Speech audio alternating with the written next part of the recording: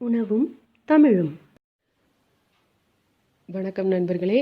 இன்றைக்கி நம்ம கற்போம் தமிழ் சேனலில் தமிழ் எழுத்துக்களை பற்றியும் தமிழ் ஈஸியாக எப்படி எழுதுறது படிக்கிறது அப்படிங்கிறத பற்றியும் பார்க்க போகிறோம்.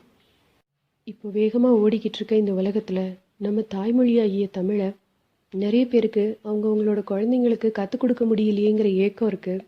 அந்த மாதிரி நேரத்தில் எப்படி சீக்கிரமாகவும் சுலபமாகவும் தமிழை கற்றுக் கொடுக்கலான்னு நம்ம நிறைய யோசிச்சுட்டு இருப்போம்.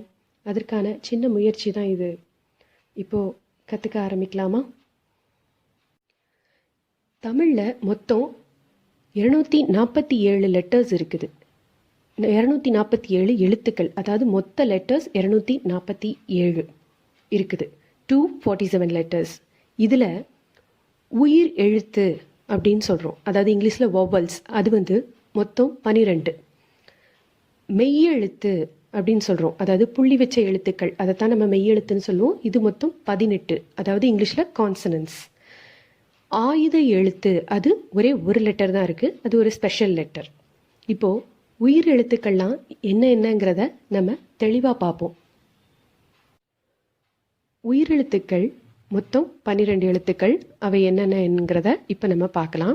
அதில் முதல்ல வர்றது ஆனா, அதாவது இது ஆ சவுண்டு கொடுக்கும். அடுத்தது ஆவண்ணா, இது ஆ சவுண்டு கொடுக்கும்.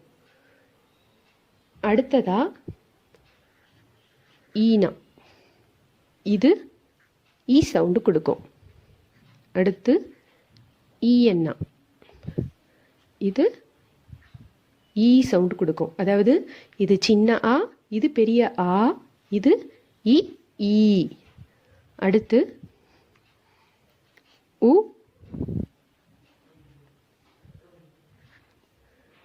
ஊவண்ணா. அடுத்து ஊவண்ணா, உ ஊ.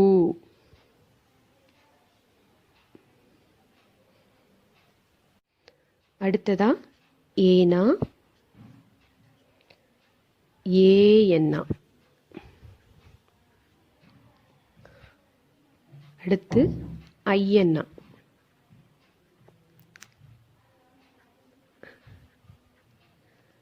அடுத்ததா ஓனா. அடுத்ததா ஓவண்ணா, ஓ. அடுத்தது அவ்வண்ணா. அடுத்து நம்ம சொன்ன ஸ்பெஷல் கேரக்டர்